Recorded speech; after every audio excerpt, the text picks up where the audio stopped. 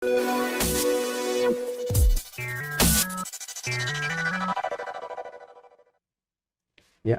kembali bersama Bitalk Bicara Saja bersama Pak Edi Sampana dari Komisi Penanggulangan AIDS Kota Banjarbaru. Kita lanjutkan perbincangan kita tadi, Pak. Ya. Ini Pak, jadi kita ini bagaimana kadang-kadang kita tidak tahu pasangan kita itu seperti apa, misalnya apalagi ibu-ibu gitu kan.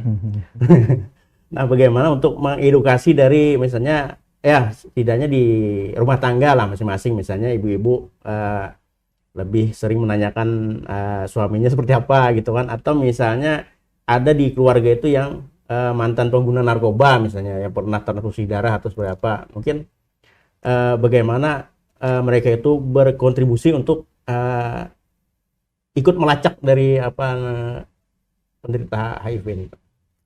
Oke, terima kasih. Jadi ya perempuan itu rentan ya, gitu ya, rentan ya. Apalagi dia sebagai seorang istri ya, dia tidak bisa mengambil keputusan sendiri ya. Saya sedih ya, banyak ibu-ibu yang tertular HIV dari suaminya tidak mau berobat, istrinya mau berobat tapi terkendala transport. Saya pernah menawarkan diri, apa saya jemput saja ke rumah Bu? Nggak mau. Saya ya untuk berobat teratur itu dia tidak mampu gitu, karena kan keputusan di tangan suaminya kan.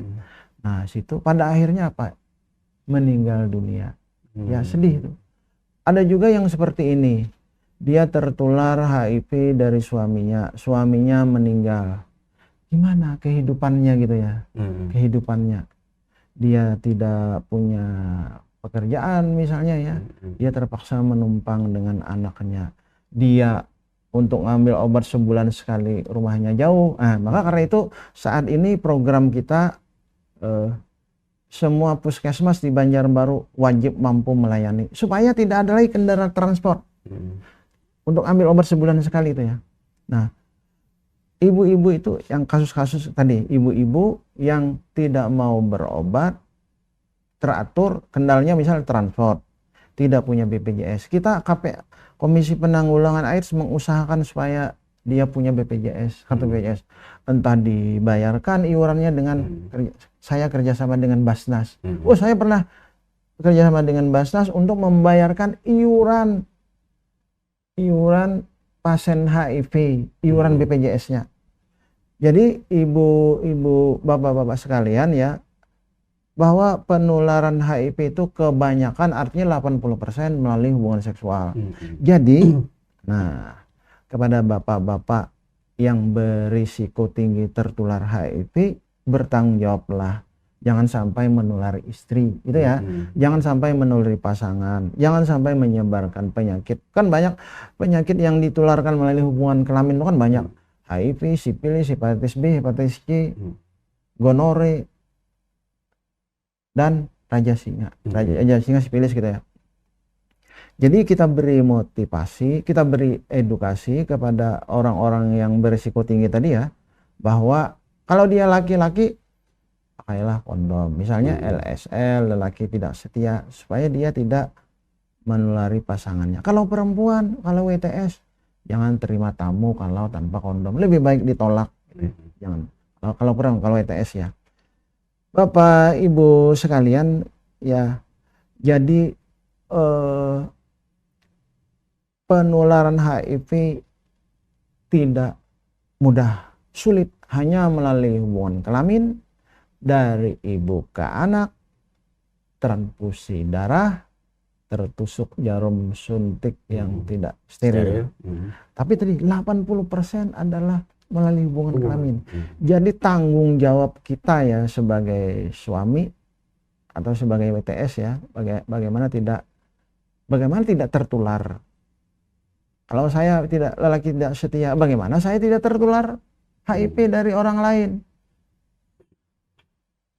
Ya, kalau saya sebagai WTS misalnya ya, bagaimana saya tidak tertular? Kalaupun sudah tertular, saya masih praktek bagaimana tidak menulari orang lain. Jadi harus kondom gitu ya.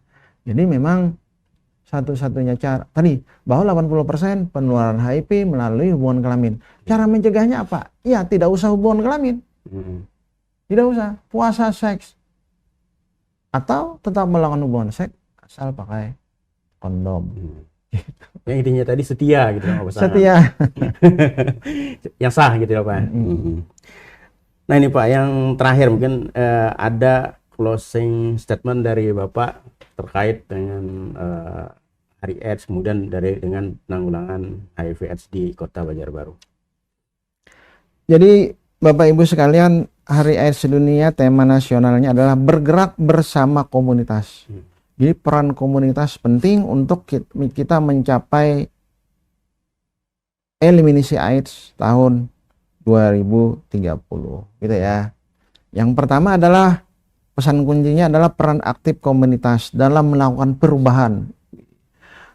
Artinya komunitas mampu tadi mengelola anggotanya gitu ya. Artinya para pengidap HIV teratur minum obat sehingga tidak ada yang jadi AIDS. Nah, kemudian komunitas mampu mengajak keluarga pengidap tadi untuk tes HIV. Yang ketiga, komunitas mampu membantu pemerintah dalam mengedukasi orang-orang risiko tinggi untuk tes ke layanan untuk mendapat edukasi. Misalnya nih, ada salah satu anggota komunitas tuh yang tertular HIV dari hubungan kelamin laki sama laki ya, dia waria misalnya. Dia mampu mengajak teman-teman warianya, ayo kita tes HIV di puskesmas terdekat. Nah itu ya, itu peran komunitas. Yang kedua, berkontribusi dalam pencegahan penularan HIV ke orang lain, terutama pasangan. Tadi sudah disebutkan ya bahwa kita sebagai laki-laki yang bertanggung jawab kalau bisa tidak menjadi pria tidak setia ya. Kalau tetap menjadi pria tidak setia, bertanggung jawablah kepada diri sendiri dan kepada keluarga. Bertanggung jawab pada diri sendiri apa supaya saya pria tidak setia. Bagaimana supaya saya tidak tertular HIV? Pakai selalu kondom. Tes HIV 6 bulan atau 3 bulan sekali. Kalau saya sudah tertular, berobat dan berhubungan kelamin dengan istri pakai kondom supaya tidak menulari istri gitu ya. Nah, yang ketiga, memanfaatkan teknologi dalam menyebarkan informasi HIV/AIDS.